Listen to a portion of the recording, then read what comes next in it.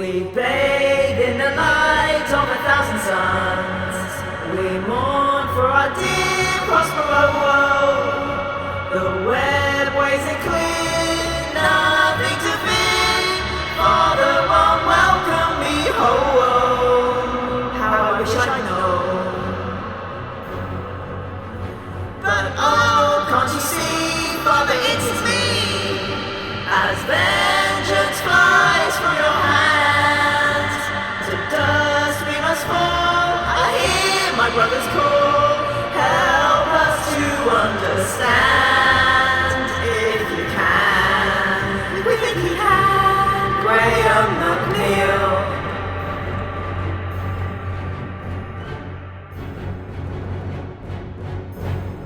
Okay. Hello, everybody. Hello, viewers, and welcome back to my channel, the amazing, the stupendous Graham McNeill. Hi, Graham. Good morning. Good morning. How are you? Yes, it's morning for Graham, who's 9 a.m. and I'm 4 p.m. over here. It's just getting dark because all the clocks have gone back, Graham. So, yeah. Oh, yes. An apt time as the darkness is creeping in to talk about 1,000 suns. Absolutely. And I'm looking at you smiling. I'm so happy to have you back on my channel.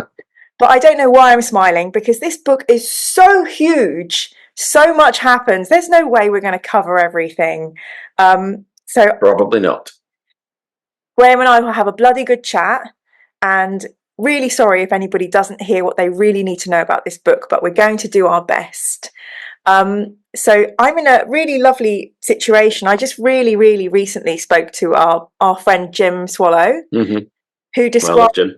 Yes, yeah. I mean, there's definitely like a big circle of love between the authors. And he was describing a really lovely anecdote. We were talking about Nemesis, and he said he had this honor of coming to a meeting where you and Dan were chatting about 1,000 Suns and Prospero Burns. And he kind of got this idea for an assassin book. And then you said to him, "Are you going to do that assassin's book? Because if you don't, I will." You don't, I will. I remember that vividly. And that, you know, that put the rocket up his arse and led to Nemesis, which comes after 1,000 Suns in the Heresy. It's really beautiful and he was like kind of wowing at being in the room as you and Dan were figuring out how the stories would mesh and everything. So can you take us back to the formation of this book? We're still going along in the Heresy. Your last one would have been Mechanicum. So yeah, what do you remember about this book? Hits a lot of big core, There's a lot of big themes in there. Yeah. I mean, I remember it was Jim, Dan, myself, and Nick in the room at the time, and we were brainstorming ideas out of what we knew, what moments we had to see, because that's, you know, a fixed moment in time, a canon event, whatever you want to call it, and how, as always, we could bring something new to the table, how we could show that what you thought you knew of this moment in time in the Heresy was, yeah, that's all true. But there's all these other layers to it that you didn't know about, or things that happened in the lead up to this moment that colors your perceptions of what you thought there. Because we wanted people to leave both of these books changed. I mean, and that sounds like a lofty goal. For, you know, books based around toy soldiers and stuff like that, but we wanted people to go and think everything I thought I knew is still true to a degree. You know, it's this Obi-Wan Kenobi telling Luke that his father died. You know, you're finding it new layers to it, and its meanings of words can turn out to be different and so on. But yeah, it was a great meeting, and it's one of the factors that I've often told about this was that originally, in the planning, I was going to do the Space Wolves book, and Dan was going to do the 1,000 Suns. That was the original plan. And the more we were brainstorming ideas, and it was one of those, you know, when you're in a room with fantastically creative people who just the energy there, when you're all just throwing ideas around and they're bouncing off each other and they're changing and mutating and becoming better than you could ever have done on your own. That's just a wonderful feeling of collaboration and just shared joy in the thing that you're making. And the more ideas that we pitched to one another, the more one of us, oh yeah, and then these guys could do this cool thing and so on. The more it became very apparent that the the passions both of us had for these stories were in the wrong place. That actually Dan was finding it much more interesting to delve into the Space Wolf side of things, because he'd always kind of, and I'm not putting words in his mouth, but I'm recalling what we were saying, but he'd always not particularly seen the appeal of Space Wolves. They were a bit over the top and cartoonish and so on, but the more we delved into what they really would be likely, the more you could see that interest of building. It's like when you don't know why people like a thing, and you don't know why they like it, and then when you start researching and delving deep into the grist and the warp and weft of what it is that people love, you can suddenly start to see, like, oh, I get it now. I get why people so love this, and here's what I could add to this. And it was the same with Thousand Suns. The more I was talking about them, the more I felt, I love these guys. I really want to go in deep and figure out, how does a Space Marine Legion operate that has psychic powers? They wouldn't just be the same as everybody else and occasionally pop off a spell. It would be deeply woven in to their tactical, strategic doctrines. And I get it. So by about 3/4 of an hour past where we were supposed to finish, we both sort of looked at each other and were like, do you want to swap? And that was literally it. It was like a light went on in both of us. We're like, yeah, this is right. This is what we should have been doing from the beginning. But it took us, a long time of just throwing ideas around and chatting about what we loved, what we wanted to do, what we wanted to achieve with these different stories, that we realized we were both down for the wrong one. And so we sort of turned to Nick and said, we think we should do the other ones. And he was like, okay, let's do that. So yeah, it was fantastic. It was a great session. I mean, when Jim, Dan, and Nick are three tremendous collaborators for these things, because they're always yes and for every idea that comes out, and even if it's a shitty one, we can usually twist, pull, bend, and shape it to like, actually that really works and helps build this other one, and so on. So they're wonderful, generous people to work with. So I'd love to do that again at some point in a project. But so that was the end.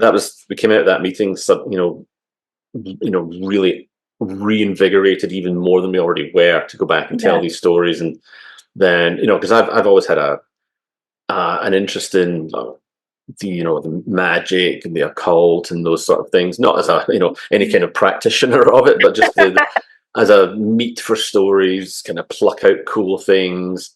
So I was able to really indulge that side of me with Thousand Suns, going into all the sort of magical lore of texts and folklore, mythology, and themes from that pull out into the 30th millennium and so on. And so, I was in my element for that book. I mean, you can tell, like, there's so much depth to this. Like, it's quite a long book for a heresy book. It comes in at around, 550 pages, which is long. And there's so much in here.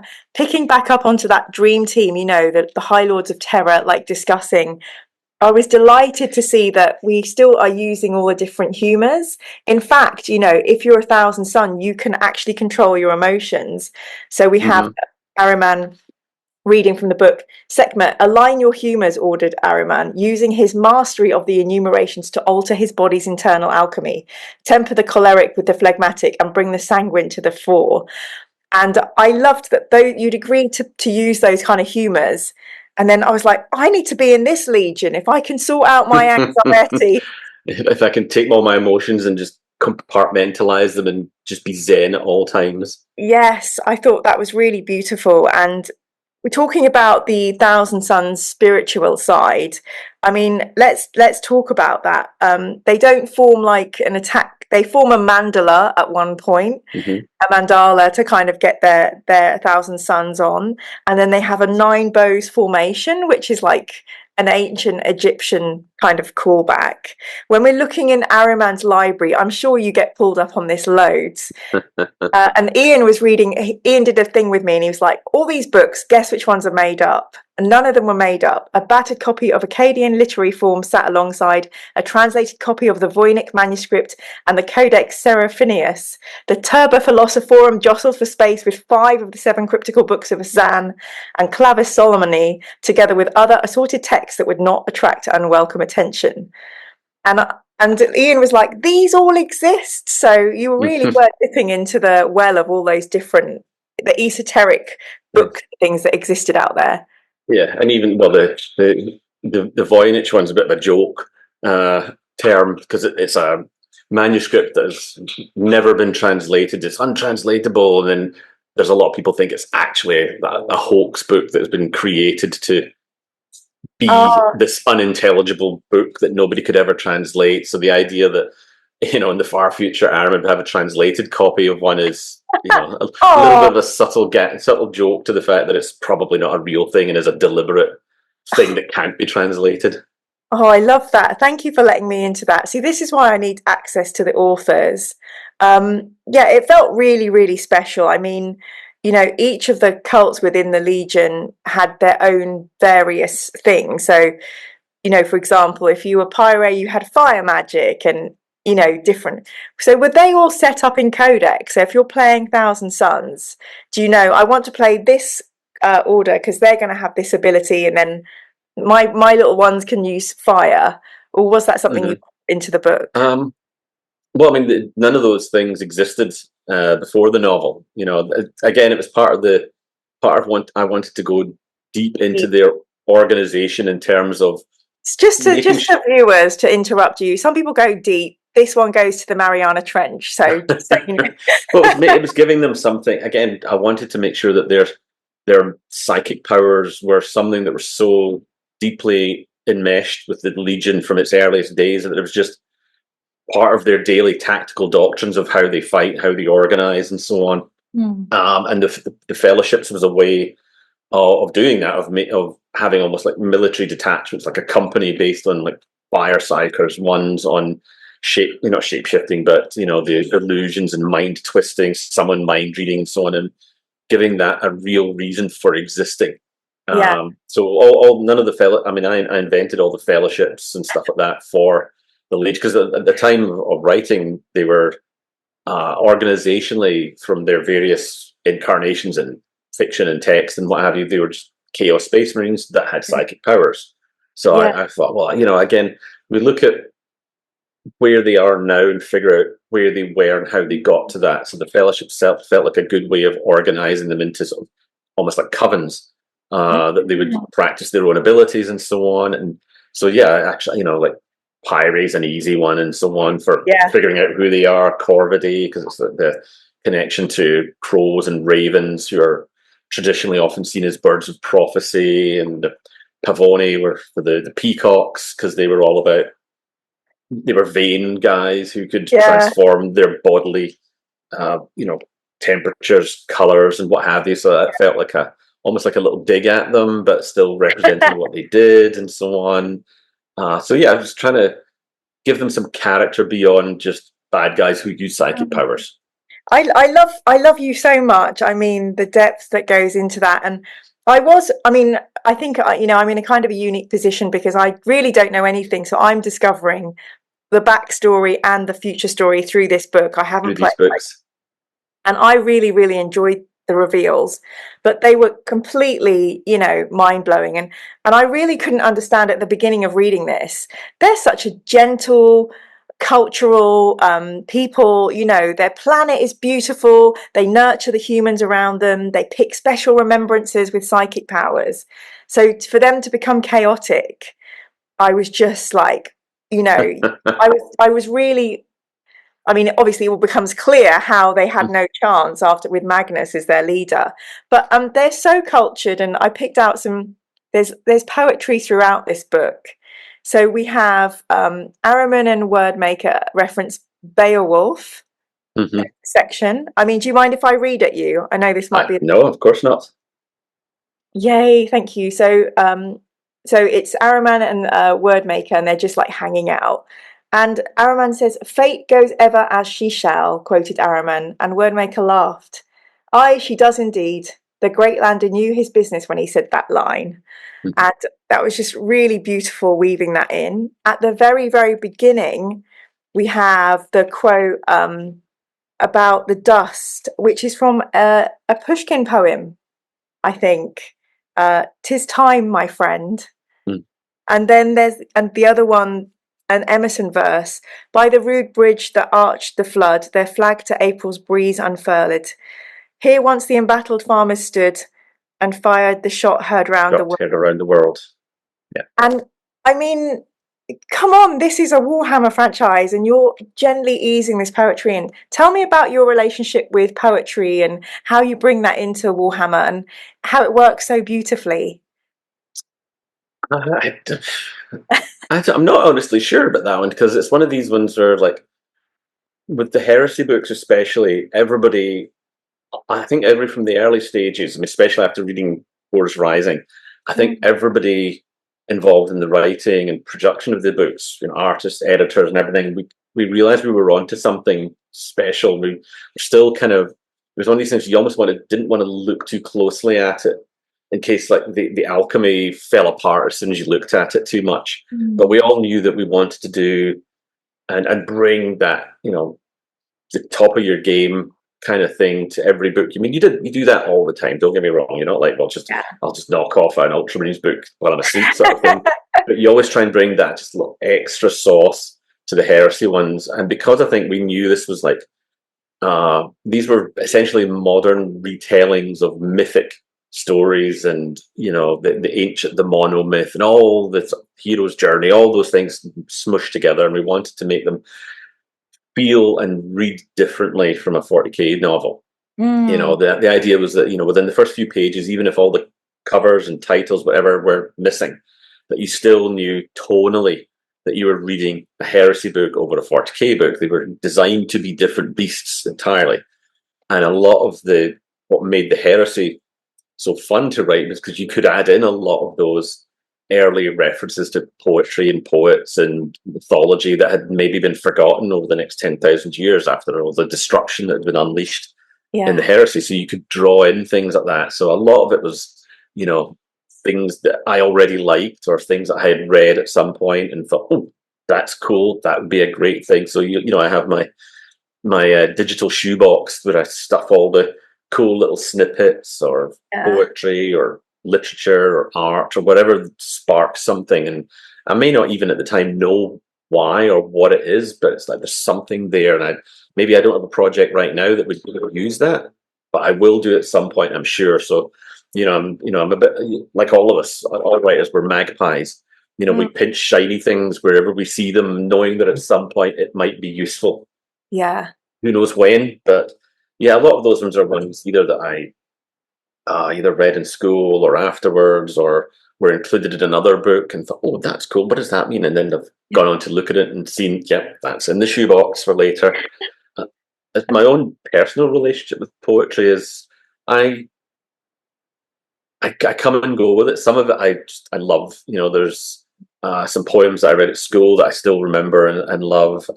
Some that have come on later in other books and seen that and figured out, okay, what's that? That's a quote. What's it from? And like writers are inveterate rabbit hole followers, so you end up with loads of tiny little snippets that would be useless to anybody else, but for us, again, they're little trinkets to strew about, or layers to then pull into a book at some other point later on. I really love the way that not only were they kind of almost throwaway lines in conversation, but also at some really epic moments a verse could kind of like really bring the camera in a zoom and instill this like very deep moment. Certainly that Beowulf line was very much that's tailored in where it appeared in the story and who said it and to who they said it to. Because that, the whole Beowulf story of the Geatlanders fighting the demon would naturally appeal to somebody like Weirdmake. So Ahriman saying that was like a way of drawing him closer to say, I know the stories that you like. I know the things that you are into. This is a shared interest that we have. So hopefully we can become closer and bond over this sort of thing.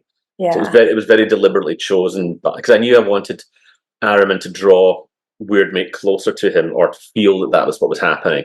So it's the telling somebody, like, I know you love X, so I'm going to make a remark about X to show that I'm interested in it and I want to know it. And you immediately, your ears prick up and you're like, oh, you like the thing I like. We should be best friends. Yeah, I trust you implicitly now. So exactly. You're clearly not a traitor in the making. No, it was didn't quite work out that way, but that was the intent, certainly. Yeah, there were a lot of like moments of like, we were rooting for these two buddies. Can they stay friends? But oh crikey, I should be used to you by now, Graham, but never. So so we get a little mention as well of right at the beginning. There's a mention that they've just come out of this orc war. There's a reminiscence of kind of seeing some Eldar on the outskirts of space. So it's very much set within this bigger universe. And then I think meeting Magnus, he's one of the bigger Primarchs, right? He literally increases in size the angrier he can be who he wants to be. And also he's has like I feel like this is one of the Primarchs we really get inside the mind of. With the other books in the Heresy so far, we've kind of been with them, but you really get to hear a lot of Magnus's philosophies, his process, not only from people around him, but from him. And he's a huge icon. I mean, there are so many memes about Magnus and everyone rows about him. What's your relationship with Magnus and A Thousand Suns? Did you grow to love them through this book, or? Oh, absolutely, yes. The other question I want to say is, this is very daunting. This is almost like, this is another of those big moments. It's a lot of responsibility on your shoulders. We've got the council coming up. We've got a bunch of Primarchs around and the Emperor. Like, how do you are you like, woohoo, I'm going to have fun, going to delve into all of these? Or are you like, God, I need to make sure I've got this ready and that and respect it all? And, how do you bear the burden of that weight on your... It's all of the things, like every heresy book I've written has that level of, cognitive dissonance between, hell yeah, I'm going to get to tell the story, and, oh shit, I've got to tell this story. And that's healthy. That push and pull of excitement and I don't want to say fear, but it's in that space. It's in those close cousins of that, because at the time people were picking over all these books for every little detail they could tease out of it, and you want none of us wanted to. It's like Aaron and I were talking once about nobody wants to be the one who fucks up first kind of thing. Because the books had all been, everybody had really delivered on all of the books. So the pressure was there to do something good, do something memorable and so on. But yeah, I approached this one, based off what we said earlier about how the books came to be. I was raring to go on this one. I couldn't wait to get started on it. And like I say, like you plan out, that there are these moments that are big, these keystone tentpole moments, like okay, that there, but how you approach them and weave around them and build to them is largely the author's prerogative. Working in conjunction with the editors and the other authors and so on, as we've said many times before. But this one was one that I couldn't wait to get started on, because who wouldn't want to tell Council of Nikaea, the raising of Prospero, or just or see the quiet moments between Ahriman and his friends, talking about viniculture and so on. Yeah. There was just lots of opportunity for a wide variety of textures in this book. And I love books that are not just one note. I love moments of the quiet between the gunfire and so on. And as much as I love a good battle scene, like the raising of Prospero was a tremendously fun thing to write.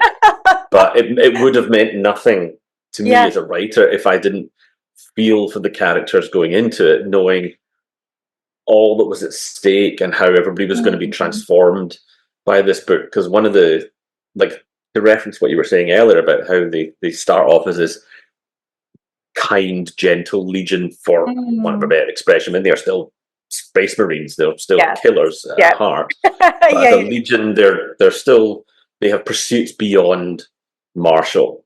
And the funnest thing to do in a book is taking the poles of where you start and where you end. For them were so wildly different. And that's where the fun is, to go from like Fulgrim going from where he was at the beginning to what he ended up as. If a character doesn't change too much, they're pretty much who they were at the beginning. I mean, you can do that as a deliberate artifice in a book, that they learned nothing from this story, as a deliberate choice. but taking characters from one extreme to another and gradually chipping away at all the support mechanisms that they have to turn them into something that they wouldn't have recognized from the beginning. As a writer, that's just an immense privilege and fun thing to do. And the Thousand Sons were emblematic of that, really. I'm so glad you got this book, because it's not a joyful book particularly, but I can see with all the weaving of the words, there's a lot of fun that you've obviously had. I enjoyed it, telling the story, yes. Yeah, this heart beats with a massive thump. It's wonderful. And for me, I never knew that this is what happened to this legion. I knew there were lots of jokes about dust and things like this. But there's some really interesting stuff around the beginning, the formation of legions and what the Emperor had to do with it. And there begins with Magnus talking about the biological engineering of the wolves on Fenris. And he kind of alludes, there might even be an older presence on this planet. So you're thinking, hang on a minute. In quite a lot of these books, there's an older presence. So that's a thing. And then we have a section that says, Magnus had a mind crafted and honed by the greatest cognitive architect in the galaxy and had remained aloof from such brief displays. So you're thinking, hang on, is that Magnus's point of view? Does he know where he comes from? And then we get to page 2004. Magnus had not been born as mortal. Sorry, this is me going into the trench with you. Magnus had not been born as mortals were born, but had been willed into life by the designs of the Emperor. As philosophically advanced as his captains were, the concepts were too alien, too beyond mortal comprehension for any of them to understand.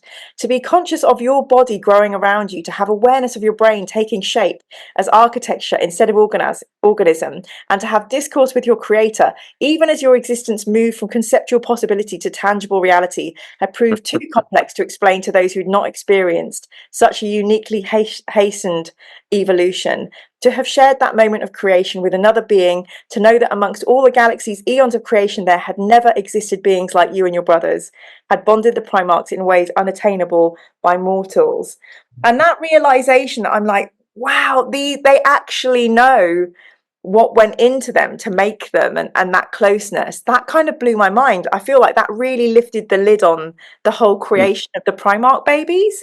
Did you come up with that? Was that agreed? I think that passage in particular was one I wrote off my own back and so on, but it was one I certainly discussed with Nick when we were not particularly in the moment, but in the edit of it and so on, because again, Magnus, if anybody could have feel that presence of the creator as you are being created, it would be somebody like Magnus. And because I think the idea of, because again, it's the poles, the idea that Magnus and the Emperor were so close together at the beginning.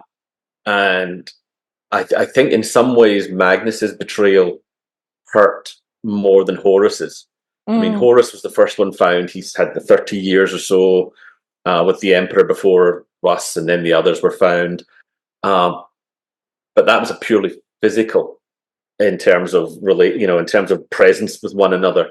Magnus had known the Emperor long before then. They had spoken, they'd had conversations, even as he was growing in his test tube or whatever, however arcane esoteric process it was back then, because even to us that's still a mysterious process. But even to be aware of yourself as you are forming and becoming something, knowing God as you are created, there's a bond there that cannot it be understood in any way, shape or form by somebody mortal who was the first few years of their life just as a ruling infant, so to speak. They're not going to know that. You do on a sort of primal level, as a baby you see your parent and they are the provider of everything, but there's no real communication as such, not in the sense that Magnus had. It'd be like having Carl Sagan in a baby's body chatting away to the creator of the universe at the time. And that just felt I was always trying to find ways to push the mysticism and how esoteric and uniquely singular Magnus was compared to the others. The others were all unique demigod beings, as was Magnus, but he had that extra link to his creator, to the process of his creation, to know what he was to a degree. He didn't, again, that was always Max's problem. He didn't know everything, but he thought he did. Yeah, I mean, yeah, for me, that was so, I'm always looking for this dad-son connection. And that was just so beautiful, the way that you're like, wow, you know, this goes back forever and they're so close. And, you know, we've not seen that before. So I absolutely loved that. I basked in that. I thought that was so, so special, which of course, you know, being Graham McNeill makes everything so much more painful down the road. I'm gonna skip ahead. Where is it? I've written this all down. So yeah, the bits where, you know, he's basically just trying to help his dad, isn't he? Yeah, in his mind. Yeah, and I mean, he does say, you know, on Ulnor, he gets to talk to his dad, and he goes, "Oh, I found this thing, and it's the webway," and the Emperor's like, "Yep, I know what it is. Just leave it alone. Just don't touch that." Yeah. And then let's talk a bit about the stuff that made me cry, the father stuff. So I'm going to read it you again. Yeah. So firstly, as you know, I'm an emperor. I love anything about the emperor. So the emperor's just sat trying to save the frickin' universe. He was the emperor, and though many in this chamber had known him for the spans of many lives, none knew him as anything else. No other title, no possible name could ever do justice to such a luminous individual. Surrounded by his most senior praetorians and attended by his most trusted cabal, the emperor sat and waited. It's not a normal Monday down in the dungeons. A form pressed its way through the portal, massive, red, and aflame with the burning force of its journey. It emerged into the chamber, wreathed in eldritch fire that bled away to reveal a robed being composed of many angled light and the substance of stars. Substance of stars, Graham, yes. Its radiance was blinding, and none could look upon its many eyes without feeling the insignificance of their own mortality. None had ever seen such a dreadful apparition, the true heart of a being so mighty that it could only beat while encased in super-engineered flesh. The Emperor alone, emotions! The Emperor alone recognised this rapturous angel, and his heart broke to see it. Magnus, he said. Father, replied Magnus. Their minds met, and in that moment of frozen connection, the galaxy changed forever. I was like, okay, and then, so, you know, a little bit further, what's happened is wards that had kept the palace safe for 100 years were obliterated in an instant, and the psychic shockwave killed thousands and drove hundreds more to madness and suicide. Everything Magnus had done was laid bare, and everything the Emperor planned flowed into him. He saw himself atop the golden throne, using his fearsome powers to guide humanity to its destiny as rulers of the galaxy. He was to be his father's chosen instrument of ultimate victory. It broke him to know that his unthinking hubris had shattered that dream. Oh my God. We take everything you love and we just twist it. And I don't know what I was expecting, and this is so ridiculous, but I think it's just like, you know, Magnus was so sure all along, and even when Magnus spoke to his legion, to his, you know, to his little kids, as I think of them, he's saying really loving things like, I've written this down, "As always, my sons, you are a delight to me," said Magnus, you know, when he's addressing, and it just, you know, I mean, I was guessing, to write that moment, you'd have the Emperor kicking off and going, "Yeah, what the fuck, for fuck's sake," and it was so understated. And then the realization, and, you know, after that, the book just, it changed. Yeah. Well, that line, and especially the one you just read there, and you've a long road ahead till you get there, but that there's a line that will pay off. That line will pay off in Fury of Magnus much later for you. And okay. I know we will both be toothless old people by that point potentially, but it will, it will, I suspect, be another knife twisting in the heart for you later on.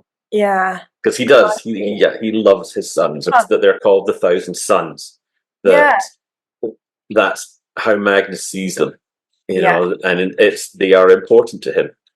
Yeah, I think they so. matter.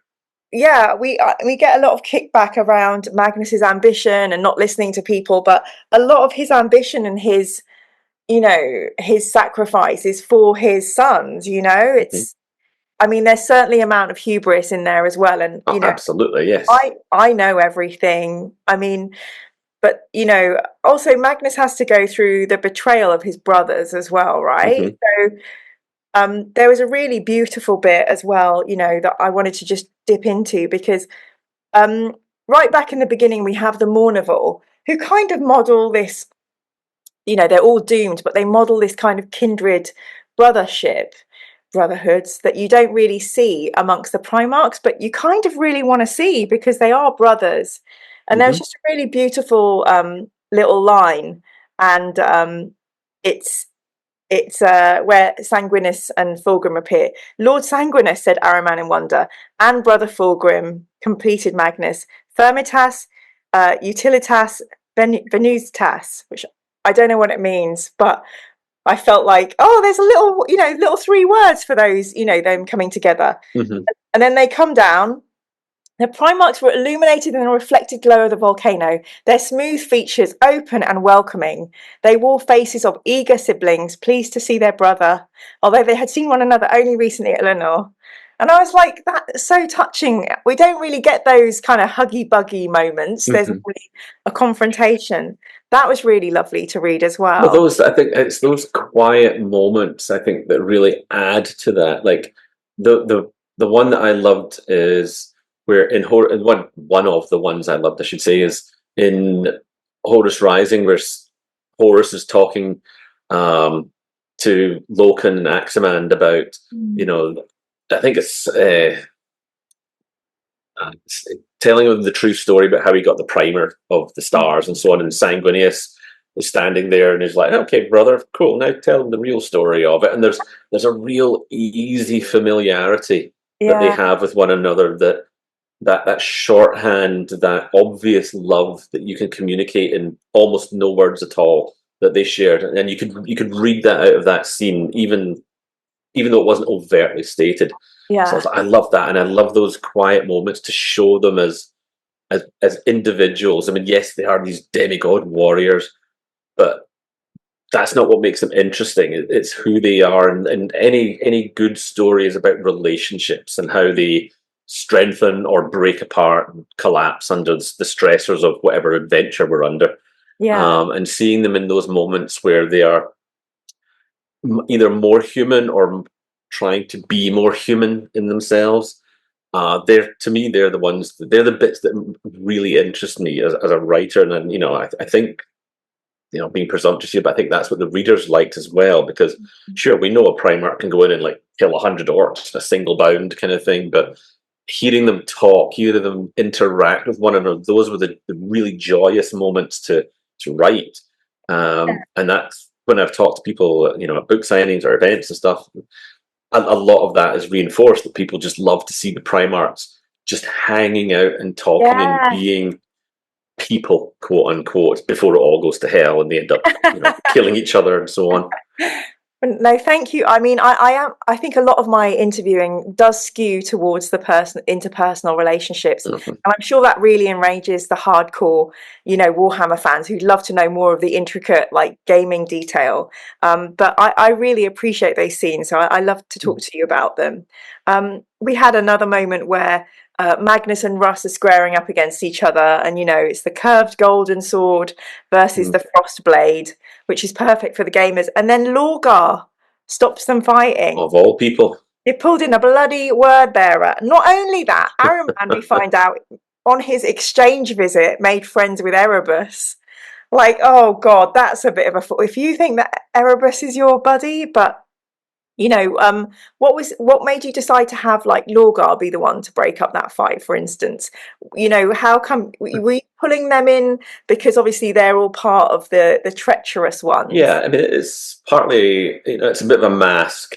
You know, when you can be seen as the peacemaker, but you're actually seeding little bits this side and that side. You know, the more you know about the people you're eventually hopefully going to set at each other's throats, the better you will be able to do that. And him being able to sort of say, no, brothers, we should do this. This is, it's the person that comes in trying to be the peacemaker, but actually they're the shit stirrer. Just dropping the little sprinkles in that will seed a little bit of doubt that would grow into something else down the line.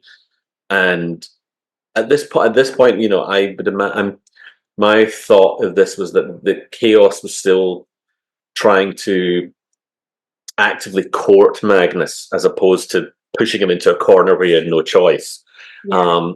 So having Russ and Magnus at each other's throats right there at that point on Shrike would have been too early.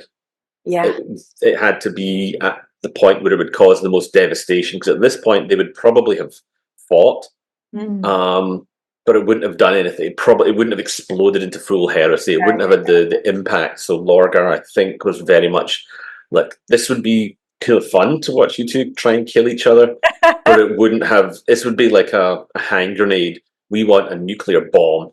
When you two fight, it's got to be planet cracking, not just you score some wounds on each other and walk away.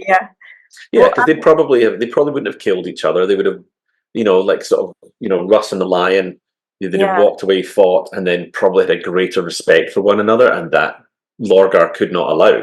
No. He had to keep them simmering away until it was time to let them both erupt. That golden bastard. Yes, exactly. I can see the time is slipping. How does you make time go so quick? So I'm going to try and talk a lot. It's great. It's great for me. Quick question. Does the Emperor love the Primarchs? That's a spicy meatball. You can just say yes to not.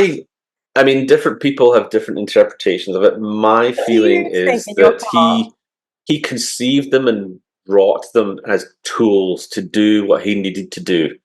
Okay. But over the time, over the getting to know them, over the evolution of them as individuals, I think that yes, by the end of it, he did. Oh, thanks. So I'm in the yes camp, but that's probably not where they started at all. And even then, the span of time that he knew them relative to his own lifespan is drop in the ocean. So there's all kinds of lines you can draw. Like, he knew Malcador for way longer than he knew any of the Primarchs, but they were such forceful, numinous beings that I don't think he could fail to love them. Again, just my opinion, but I fall firmly in the camp of yes, he saw them as his sons. He grew to think of them that way. Because, like I say, when you read Chris Wright's Valdor book, at the end of that, Malcador and Valdor are chatting about how it's a bit weird because he started referring to these guys as his sons. That's a little odd, don't you think? And they're like, we should probably keep an eye on that. Because I think after such a long life of being such a singular being, keeping yourself isolated from everything and everyone, it's the Highlander thing. Everybody you know and love is going to die and be thousands of years dust in the past for you. So when he's got these beings who are, if not his equal, then they can at least be his peers, give or take, and some of them, like Magnus, are about as close to his equal as will ever be created. I think the Emperor, in some facet of his long life, is lonely, and that when he has these children, he can see these are beings who are functionally immortal. They will not be dust in the blink of an eye, as far as my span is concerned.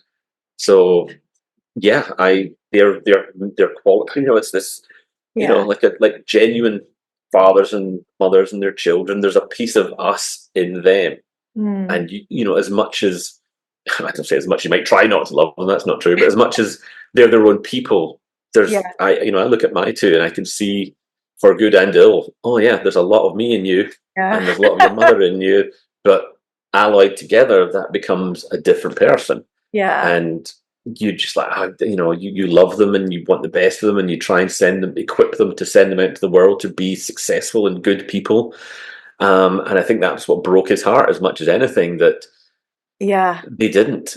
Some of them passed the test, some of them did not, and that's disappointing to him and breaks his heart a little bit every time he would, anytime whatever consciousness is left to him at the end of the death, I think part of him is still loves them, hopes they'll redeem themselves. Who knows?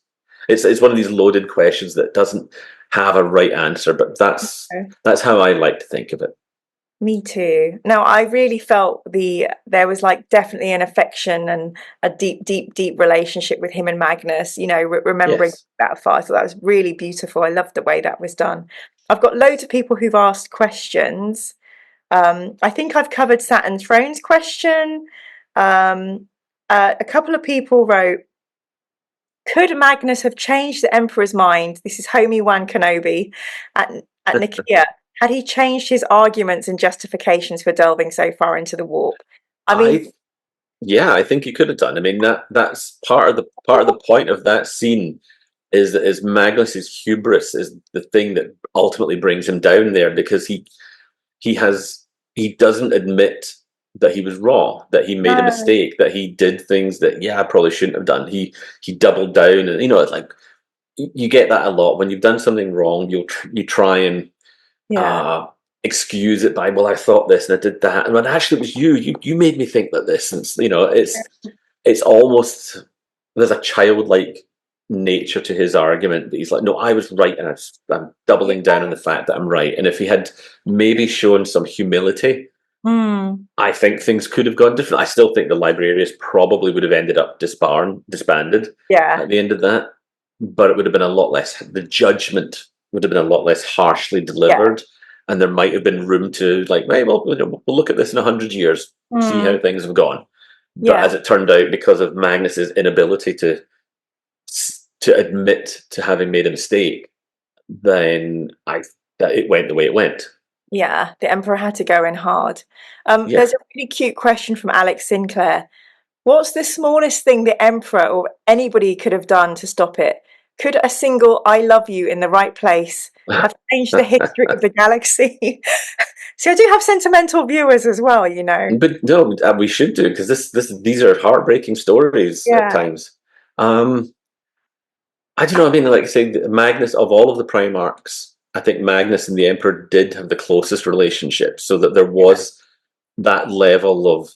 I don't think Magnus doesn't need a big hug and say, "I love you, son, I'm proud of you," or anything like that. Yeah. The fact that what he would most want is a recognition of his abilities, his intellect, that his ideas were as worthy of consideration as the Emperor's. Yeah. A recognition of his academic or his intelligence would have been what he wanted, and he got that. But it was just I think if there's any one thing, I mean, again, we're firmly in the territory of speculative what ifs, and this has been debated to death as well, and rightly so. That if had the Emperor told the Primarchs, like, this is chaos, okay, it's bad, it does these terrible things, you shouldn't touch it, blah blah blah. If he'd been a bit more transparent, possibly that might have changed it. But then again, knowing what children are like, when you tell them this thing here, it's really hot, don't touch it. First thing they do is go and reach to touch it. And Magnus being Magnus, that's exactly what he would have done. Even if he'd been, I think the Emperor kind of hoped that his warning and the notion that I am the Emperor and I've said this is dangerous, don't touch it, would have been enough. But that shows a level of the detachment that the Emperor has, that he doesn't understand in as much depth just how fickle and fallible human behavior is, even in a being such as Magnus, that they are still governed by things that he has long since left behind. Because I imagine if there was a being higher than the Emperor who said, don't look at that, it's too dangerous, the Emperor would probably have gone, okay, let's not do that. Whereas Magnus and the other Primarchs, they're touched with much more humanity, and there's a thread of chaos woven through their existences and creation as well. It was almost inevitable they were going to. So I think, knowing what he'd woven into them to create them, I think he thought, if I tell them that little sliver that was woven into them will probably make them look. So let's just not tell them and hope that we can get done with this before any of them kind of really realize or question what it is. So I think he was hoping that if we can get this done in a couple of centuries, the galaxy's ours, job's a good one. And then maybe if I need to, I can tell them what's going on, but hopefully we'll be done by then. Wow. Well, our time is running to an end. There's just a couple questions. I mean, we don't need to talk about, how do we say it? Tzeentch. But the way he lured Magnus in by kind of like, flattery and I can save you, what's he going to do with Magnus's eye is the other thing. I'm worried about that. What would you do with a Primarch's eyeball? But I just really felt like that was the validation and the gluttony of the power. Yes, it was like, I can help you, but I think where the Emperor left a void and Magnus had this self-importance, it was much easier for the demon to get in. Great. Yeah. I mean, any kind of virtue and strength taken too far becomes a weakness, and that I mean, obviously it's Magnus is playing in the Odin thing about surrendering his eye for wisdom and so on. And I always kind of figured, I wonder if that's like a sort of a Palantir kind of vibe. Like, what could I see through this eye that Magnus wouldn't know I was seeing through? What can I whisper into this eye? What can I show this hidden thing that then goes subliminally out into the world that Magnus might absorb, thinking it is his own vision, his own thing that he has seen. And it's like all the Chaos Gods, you're being breadcrumbed with the free cookies towards something really bad. You're being shown a lie with a cloak of truth around it, that it's only when you're too deep in that you realize how you've been suckered.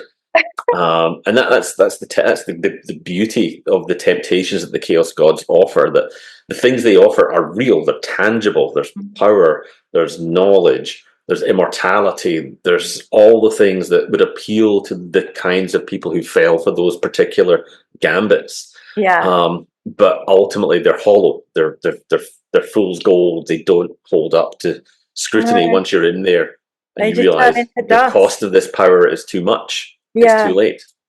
Okay, thank you. Well, we are running to time, but I wanted to give you a compliment from Christian Christiansen.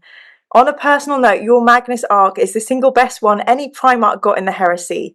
Did you think that you were done with Magnus's storyline after 1,000 Suns, or did you always have plans for the further novels you eventually wrote on him? 1,000 Suns was never going to be the end. The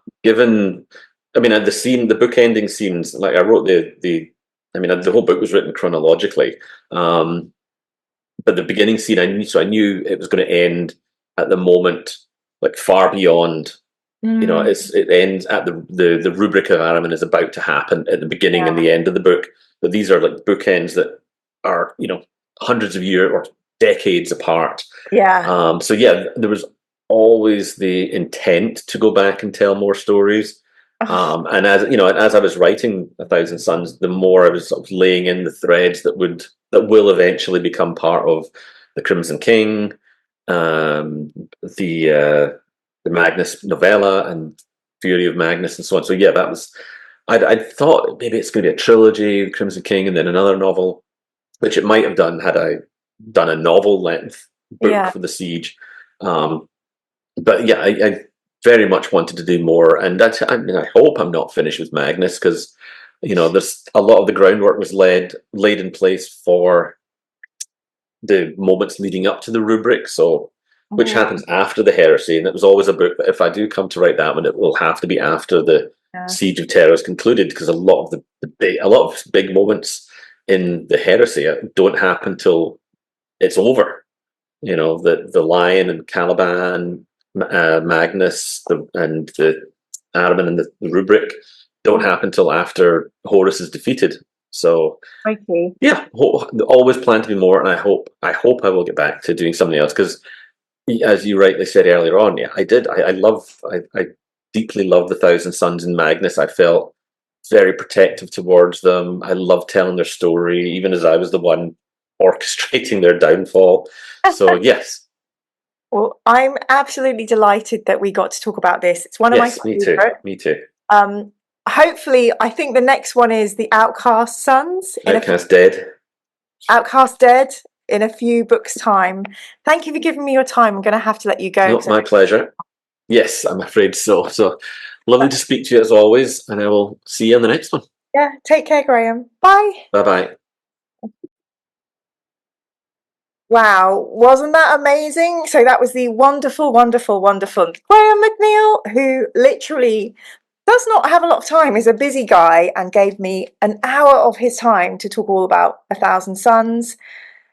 Yeah, I apologize. There was just so much in this novel, and it was so hard to get through absolutely everything that I was freaking out that people would be wanting me to ask about. So all apologies if I didn't get to ask your question or you didn't get to hear what you wanted to hear about. The good news is that I'm sure I'll be talking to Graham McNeill again in just 4 books. I'm reading The First Heretic by ADB at the moment, which is really good, and just feeling incredibly spoiled by all these amazing Black Library authors coming to talk to me.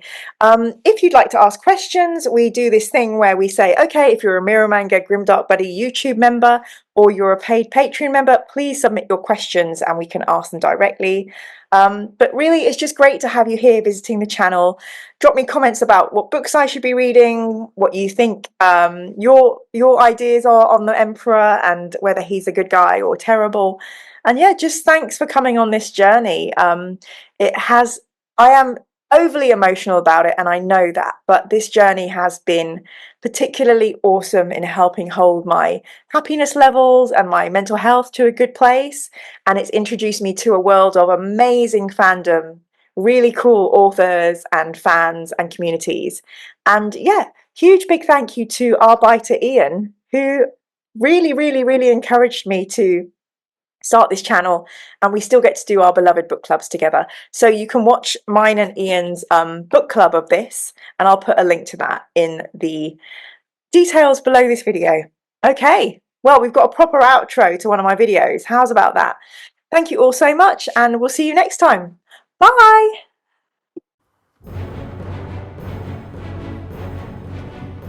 We bathe in the light of 1,000 suns. We mourn for our dear Prospero.